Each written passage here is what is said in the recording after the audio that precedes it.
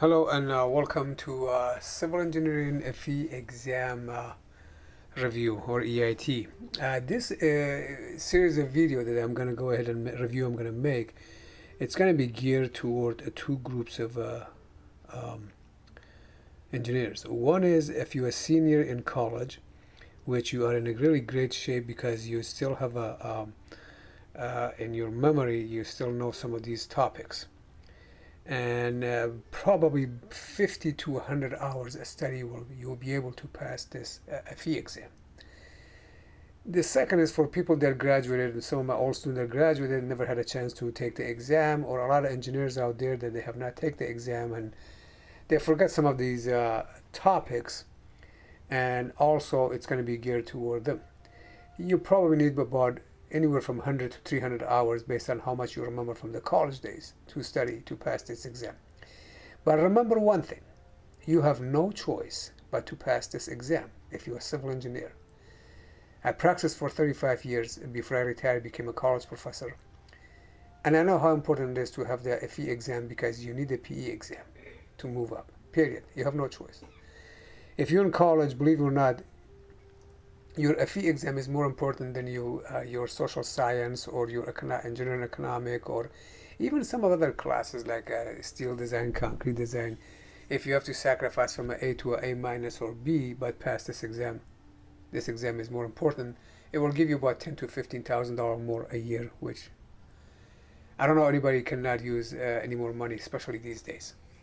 So anyway, before I'm going to give you about 5-minute introduction, then we go ahead and we have a different topic, and we will spend probably 1 or 2 video on each topic about an hour.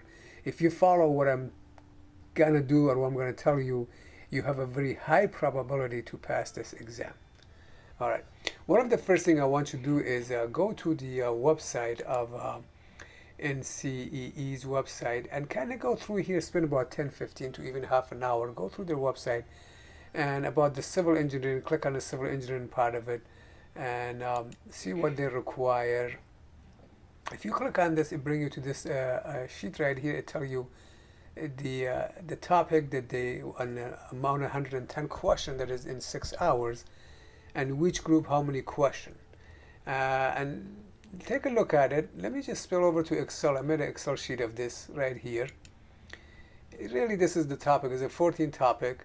And what are you going to do if you already graduated and you are a few years out? You need this Excel sheet. And even if you're in college, you're senior, take a look at it. What is your strong discipline or a strong topic?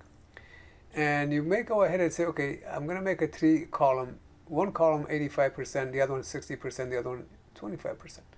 Try to get about 40 to 50 questions on a strong topic that you know, and then 20 to 25 questions on a medium, and then the stuff that you don't know, you don't care about, put in only 5 to 10 questions.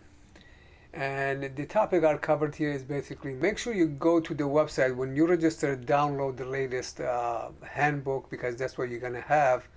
And it's pretty neat. You can go ahead and get to any topic you want from there. And this is, you're going to be working from there. This is going to be your book. Also, another thing is very important is the calculator. I know the calculator they require is one of those cheap calculator. And unfortunately, I don't like them. I like myself my TI-85, but you can't use that. So you have to learn how to use those calculators. It can make you or it can fail you. And it really comes out about the technique, how you balance, you manage your time. And remember, these EIT FE exam are made so you can answer the question within less than a minute. It's not really hard. Some of the question you don't even have to worry about, even think about it, try to calculate it. You can basically pick them up. For example, look at this question in the survey section.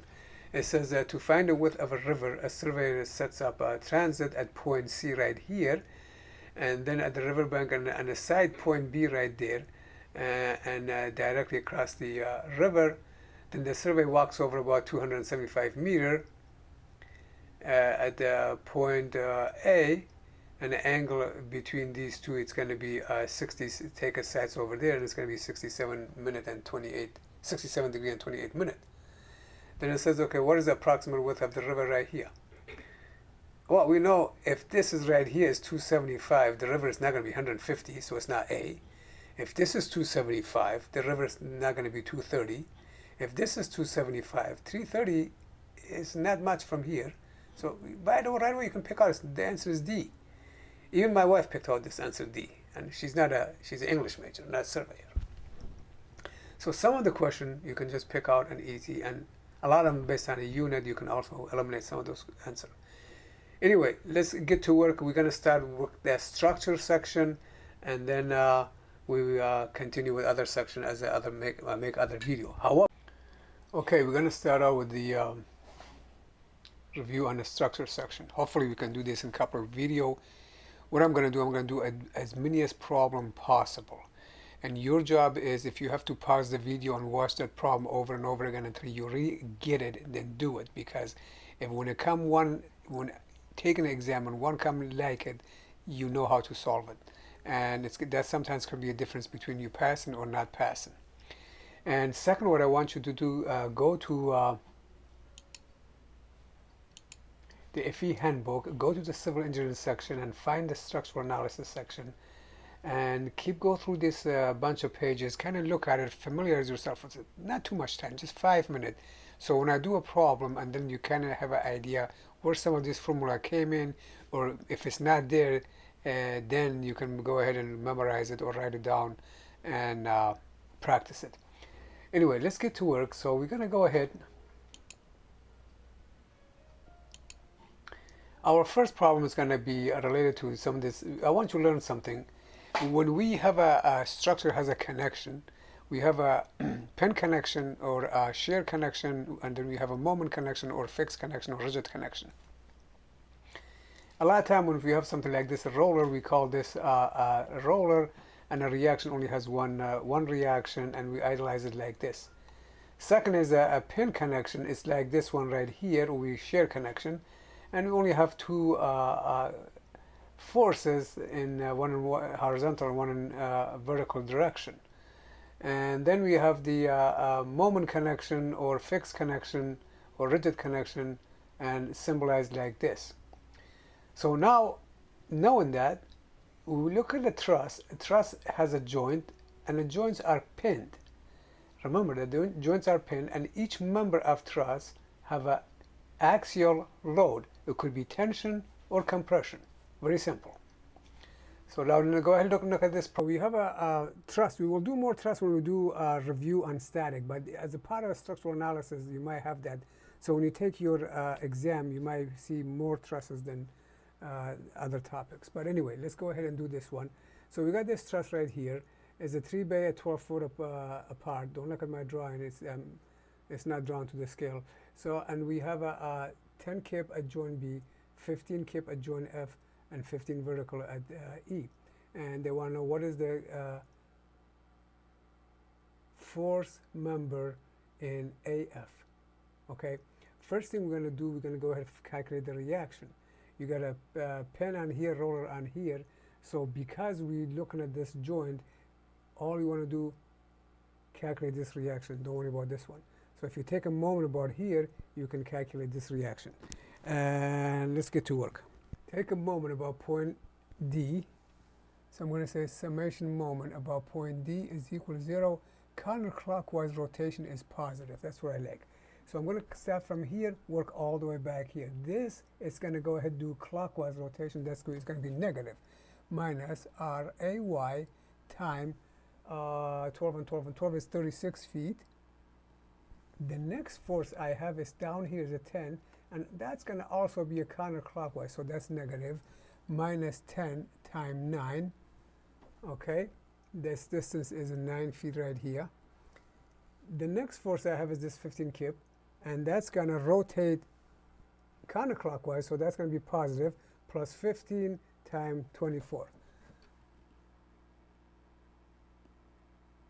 And next one is left is right here is a 15 times 12.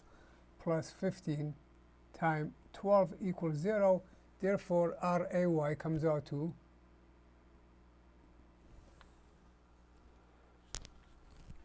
12.5 kip, and that's going upward. So I'm going to come in here and say, all right, This came out to 12.5. I don't want to do summation FY to find this one. I'm just going to interested in here. So I'm going to go ahead and do summation f of x is equal to 0. Going to the right is positive. Now I have this force and that force. There's nothing else left, so they equal. Then I can say, okay, Rax is equal basically 10 kips. And that's going to be 10 kips. So my direction is correct because this is going that way, that's going that way. All right, now we're going to go ahead and use the method of joint. I'm going to take joint A by itself, bring it right here, and I'm going to say I have one force coming here, which is a 12.5. I have the other forces, 10 kips going this way. Okay. Now, one thing you got to remember about trusses, as a rule of thumbs, remember this. Top chord are in compression. Bottom chord are in tension. Okay? So if bottom chord is on tension, we show tension going away like this. And that's going to be F of AF. F of AF. And this one is a compression coming into it like this. And this is going to be F of AB. AB. A lot of times they give you the angle, you can use sine and cosine. And here we don't have an angle, which is okay. It's easier. So we're going to go ahead and use the direction, something like this. All right? And I'm going to come in here and say, okay, this is a 9 feet right here. That's 9 feet. And that's 12 feet. So that's 9 feet. That's 12 feet. But if I take 9 feet divided by, we're going to use Pythagorean theorem. Pythagorean theorem, remember, a squared plus b squared is equal to c squared. So I'm going to use the same method. I'm going to go ahead and reduce these fractions. Make them 9 divided by 3 is 3. 12 divided by 3 is 4. Now I can make a 3, 4. So I'm going to say this is a 3, that's a 4. And if I do 3 plus 4 squared, square root of them comes out to 5. Okay, so now it makes it easier. In trusses, because each joints are pinned, that means it can only hold two reactions, X and Y reaction. It will not hold moment. Okay, so that means, what does it mean? It means summation f x is equal to 0, summation f of y is equal to 0. If I use summation f of x to find this, I have two unknown, I can't. So if I use summation f of y, I have this one and that one. That makes it easier. So let's change color for good luck.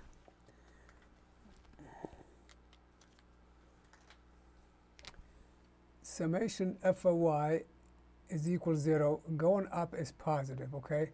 I'm going to have 12.5, 12.5. Then this one is going to be minus f of AB. Remember, this f of AB has two components. Has the x component and has the y component. So the y component of this force is going to be f of AB multiplied by 3, which is a vertical leg, divided by 5. 3 divided by 5 equals 0. And f of AB comes out to be, or not to be, 20.8. 20.8 kip, and it's in compression because we said it's in compression. This number came out positive. Therefore, my assumption was correct. If this number was negative, that means my arrow has to go the other way. So, but my assumption was correct. Let's find out f of AF. We're going to go ahead and do summation f of x is equal to 0. Going to the right, and that's going to be minus 10 minus this going to be we said came out to be 20.8 time the horizontal component is going to be 4 divided by 5, and then we have f of plus f of AF equals 0, and f of AF comes out to be 26.7. And we said it's going to be in tension. Our number came out positive, so we correct. It's going to be kip in tension. Okay. Here's what I want you to do for me. If you go take the test, I want you to remember as many as questions you can. Few, 2, 3, 1, 5, 6, whatever you have. The way they have it, send me an email. My email is on a board. And that way you can compile a bunch of questions from the exam and we can put a video together. Don't forget that. So now I did this. It's now your turn. I want you to go ahead and look at this problem number, PPS number 13. Go ahead and calculate the reaction on the other side. I don't know if I put this number right or wrong, but you go ahead and do this and find a member ED. The answer to this question is in the back of the video, just like this one I have done step by step. I calculated, and look at the answer there. You might see a problem just like this one you're going to see on the board here. They show you in terms of H. It's okay. Don't be afraid of it. Either you have a number or you have a letter, because the letter going to cancel out anyway. So let's go ahead and do that. We're going to use the same procedure. Going to be a rotation the same way. It's going to go negative. It's going to be minus RAY. This is A, and this was the E. That's good enough. So RAY time 1, 2, 3, 4H. Okay. The next one is it's a 6 kip, and that's going to rotate again. It's going to go opposite, so it's going to be negative minus 6 kip time half a H. H divided by 2. And the next force I have is this one, which is going to rotate positive, plus 24 times 3H.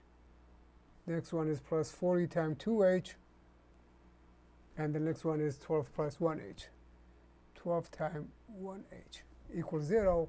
And our AY comes out to 39.25 kip. And that's going up. So I have 39.25 kip. That's all I need. Summation f of x. I did this backward. All right. So made this assumption. So I'm going to say summation f of x is equal to 0. Going right is positive. I'm going to have Rax minus plus 6 is equal to 0. Therefore, Rax is equal to minus 6 kip. That means my direction is backward. So Rax is equal 6 kip. It's going this way. So come up here and correct this and make it like this, and that's a 6 kip. So I'm going to go ahead and work on joint A. One force this way, and that was 39.25. And the other force is a 6 kip this way. And we have, again, going tension this way. That'd be FAB, no, AH. FAH. Just like the other one, I'm going to have this one coming down at F of AB. And has, okay, this is interesting. So now you're going to look at it and say, okay, this is like this. I got this triangle. This is H divided by 2. That's a H. So I'm just going to multiply them by 1. So this is the same as a half, and this is the same as a 1. Okay? So let's do multiply, make them a whole number. Multiply this by 2. And if I multiply by this, by become 2, and multiply this by 2, that become 1. Then I say, okay, I got 1 right here, and I got 2 right here, and the Pythagorean says 2 squared plus 1 squared become 5, so that's the square root of 5. Now everything is easy. Summation f of y is equal to 0. Going up is positive, so I have 39.25 minus f of AB, and the vertical component of it is going to be 1 divided by square root of 5. I have nothing else. That's it. So therefore, f of AB comes out to be, that's equal to 0. And f of AB comes out to be 87.8. And that's in compression. That's kip. So I do summation f of x is equal to 0. Going right is positive. I have minus 6 minus 87.8 times the horizontal component is going to be 2 divided by square root of 5, and plus f of AH equals 0, and f of AH comes out to be 88.6 kip, and that's in tension. So its closest one is 80.9. That's how it's done. Here's an assignment for you. I love your feedback at bottom of my video. Your homework is, let me write it down. I even use, okay, because homework, you got to do more and more and more until you're good at it. You need to pass this exam. Remember, we talked about this. You're a civil engineer. I did it for 35 years and I enjoyed every minute of it. But one thing I was for sure, above all, you need to have your FE exam because you want to get a PE. Look at this problem. This problem, probably, if you know what you're doing, take you about 35 to 45 seconds or less, top minute, 1 minute to solve it. Here's the deal. It says we have a water tank and has a 4 legs, and the weight of the tank when it's empty is 56,000 pounds, 56 kips. But when it's full, it's going to be 300 kips. And then it says there's a wind force coming in at 50 kips. And a wind force coming at 50 kips at a height of 65. This is a 65 right here. At a height of 65. And each tower leg is supported by 4 footing. The maximum design uplift force for designing an anchor bolt for each footing is most nearly what? So let's understand the problem. We got this force, and I showed half of this. There's 2, there's a 4 legs, there's another 2 on the other side. So they said the wind force was 50 kips. 50 kips, I'm going to divide that by 2. So 25 kips, because there's a 4 legs and if you divide them half this way, half the other way, and we get half of it here. And that's for the 4 legs. Now, they want to know, when a wind pushes this, what happened? When it pushes this, it's going to go like this, you know, kind of tilted. So that means it put pressure on this footing here, and it's going to pick this up. So if that's the case, before we do that, let's find out the reaction without the wind. They say the tank was what? Equal 56 kip. Again, this is 4 legs. For half of this, it will be 56 divided by 4. So each of this reaction be 56 divided by 4. Each leg is going to be 56 divided by 4. That's a 14 kips. Okay, so this is a 14 kips. This is a 14 kips. Now the wind's going to come in and push. What happened when it pushes? So let's go ahead and do this again. Do it right here. No, I lied. I'm going to do it right here.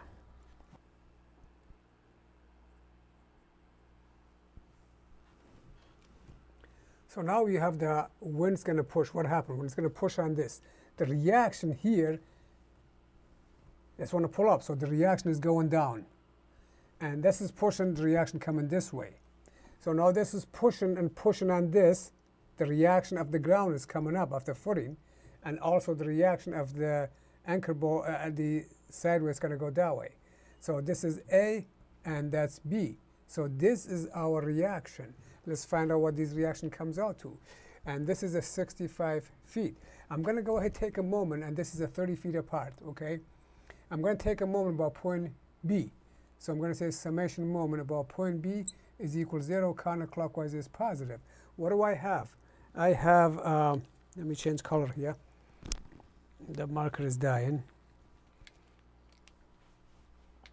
I have 25 going negative minus 25 times 60.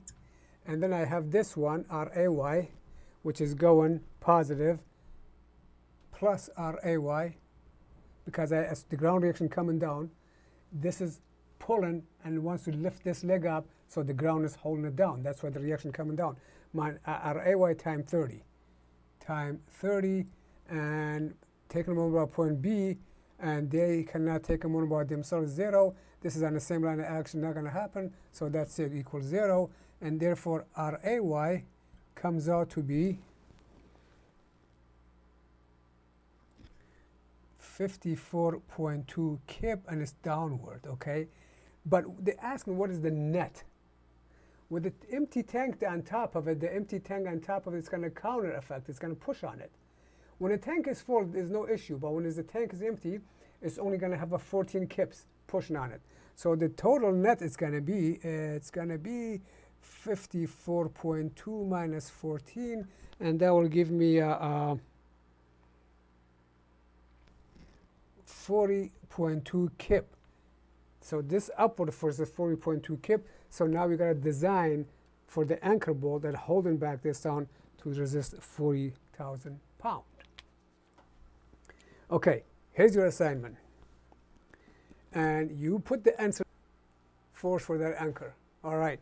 Okay, take a look at this problem. So we have this problem right here. We have this beam with 6-inch concrete slab on top of it, and we have these be supported by these beams. The question says, what is the load on beam B pound per foot? Quickly take a look what I have on the board. Usually the weight on a beam is given pound per foot or kip per foot. On column is given in kip, and on the floor is given pound per square foot. If you look at any code, they usually give all the load in a pound per square foot. Then you have to convert them back to whether for a beam or column.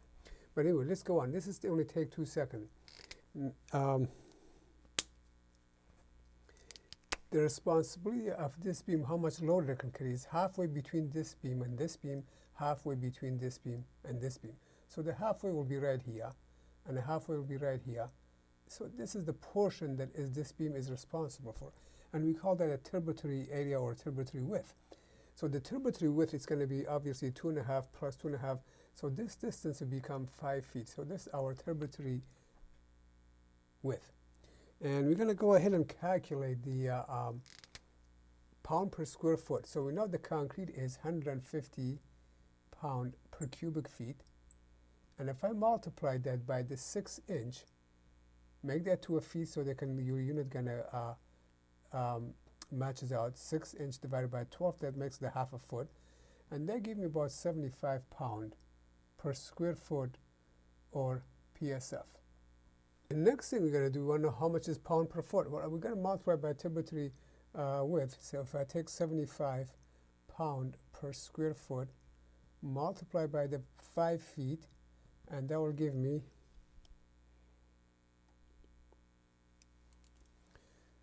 375 pound per foot on top of that beam. So if I have to go ahead and lay out the beam, so the beam like this, and we're going to say, okay, this is my beam.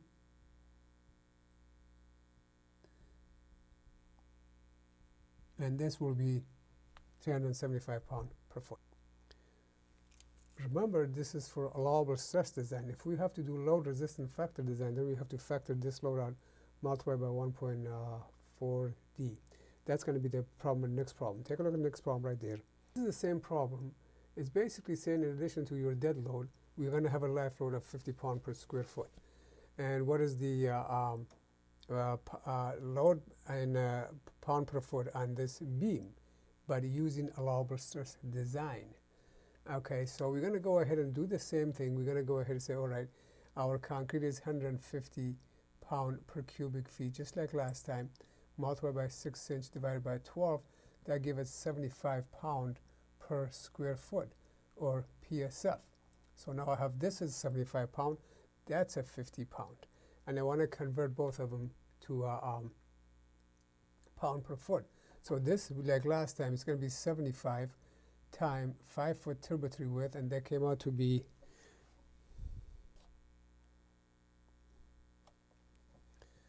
375 pound per foot, and a 50 pound, it's going to be 50 times 50, and that gives me 250 pound per foot. In allowable stress design, we basically add these two, and we're going to say that's what the weight on top of the beam is going to be. So it's going to be I think that's going to be 625 pound per foot. You can check my math. All right, so this was allowable stress design method. Let's do the same exact problem. Same thing, don't change anything.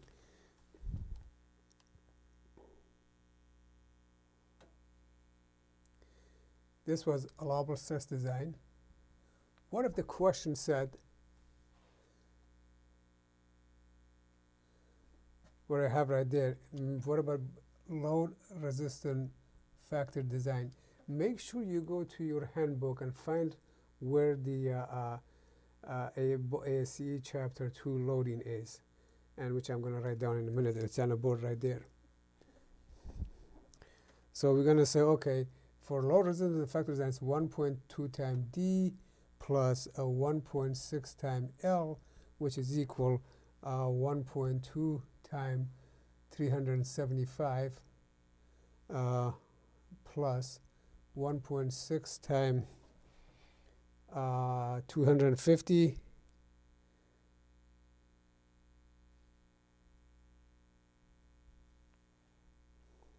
and that's equal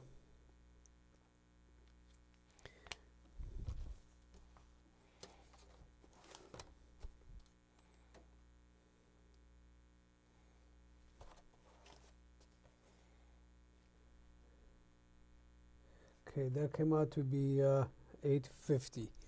Check my math, please. 850 pound per foot. And you can see the difference between allowable stress design and load resistant factor design. They're just two different methods to analyzing the beam.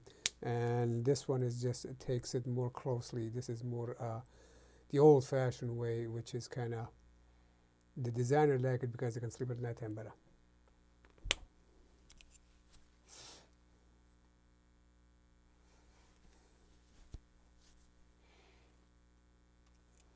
Okay, take a look at this next problem. It says a temporary warning sign is constructed at the work site by using a 14-inch diameter bucket filled with ballast, sand, or whatever, so as to serve as a counterweight. If the maximum 3-second gust wind pressure is 55 pounds per square foot, ignore the pressure on the bucket. The minimum required weight of the counterweight is what? So before, so it will not tip over.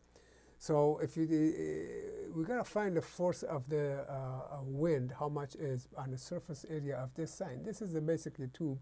It's not much, so it doesn't have the, and they say ignore this part. So we're gonna say that resulting force is gonna be equal, R is equal. So remember, look at the number here. It says 55 pound per square foot. And now you got to multiply by square foot to get the pressure on the sign. And it's an 18-inch by, what was it, 18-inch by 14-inch. You see the picture. So it's going to time 18-inch by 14-inch divided by 144 to make it a foot. This is the, you know, and that comes out to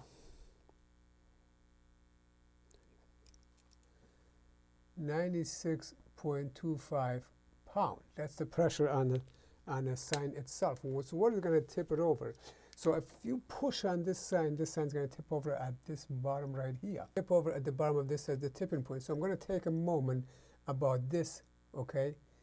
And that's going to be summation. Let's just say take a moment about point, let's call this point O. Moment about point O is equal R time the distance D, which is equal 96.25 time halfway between here. That's 9 inch, so that's 9 inch plus 18 inch plus 14 inch, and that comes out to 14, 23, 41 inches. So I got 41 inches. So the moment about that point, it's going to come out to 39, 43.6.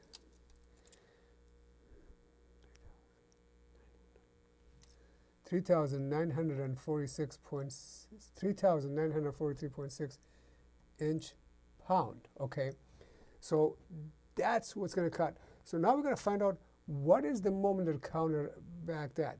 So I need a force on this side be strong enough to make up for that. So that should equal to find this, to this 3,943.6 should equal the weight of the bucket time halfway between here, which is 7 inches, and therefore weight of the bucket comes down to 3,000 943.6 inch-pound divided by 7. So the weight of the bucket comes out to be 563.7 pound. Okay, here's a problem you might see, and you may see it, probably get scared and you walk away. Don't. Understand how to solve this problem. Once you know it, if you see one like it, you can do it. It shouldn't take you more than 1 or 2 minutes to solve this problem, but you have to understand it. Take a look at the problem, read it a couple of times, you understand the problem, what they're asking for. This is just based on the 2 previous problems that we did. We want to find out the turbometry width of this problem. Read the problem, understand it, pause the video, and you can go ahead and step by step, and we do it together. Then I will give you one you can do on your own.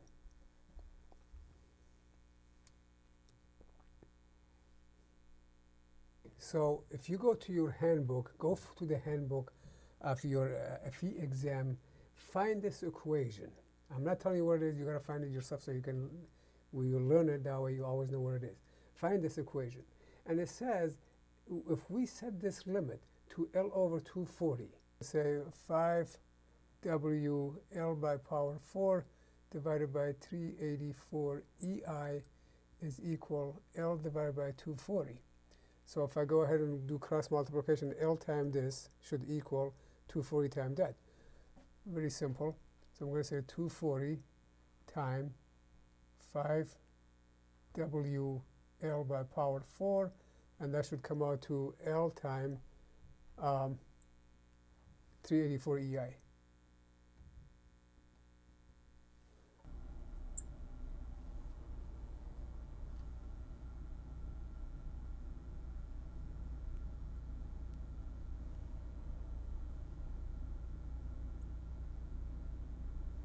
So we're going to solve for W, simpler operation, and that's why you come for, you end up with this equation right here. So now the next thing I want to find is moment inertia. If you look at the problem,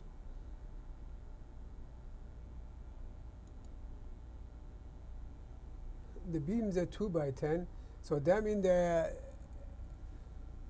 this is a 2 by 10, so that's 1.5 inches.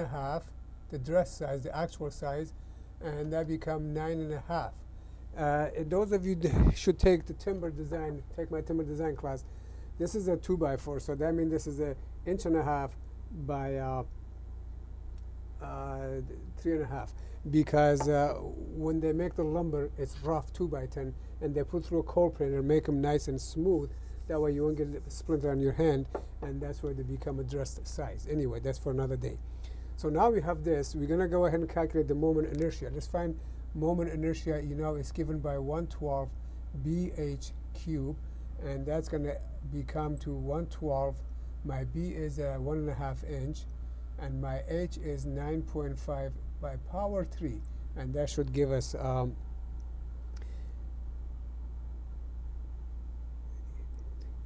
98.93 inch by power 4.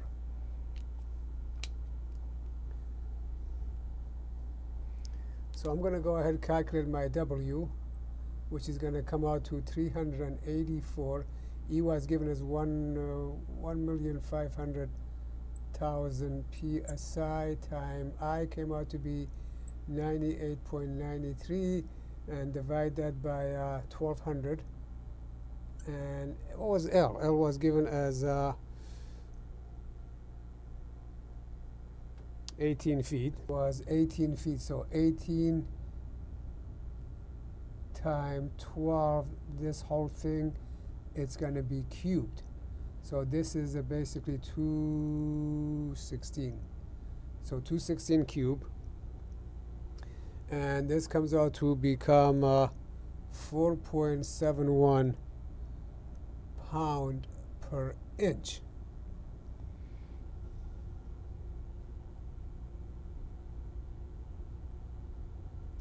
Now, if you think backward, just like the problem we did in before, we're going to say, okay, the spacing is basically, that's a pound per inch. Let's make it a pound per foot.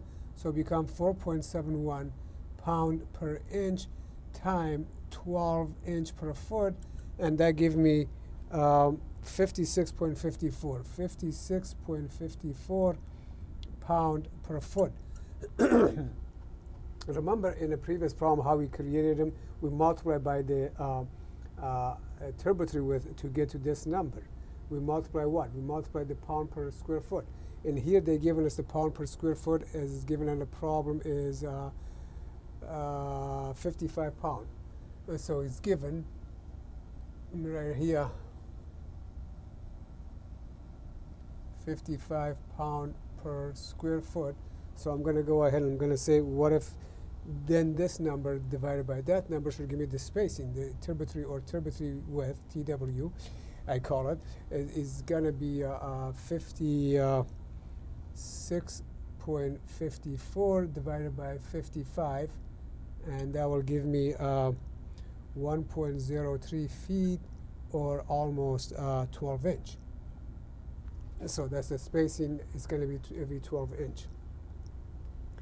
All right, let's say you do this problem, your challenge, and when you do the answer to this problem, whoever get to it first,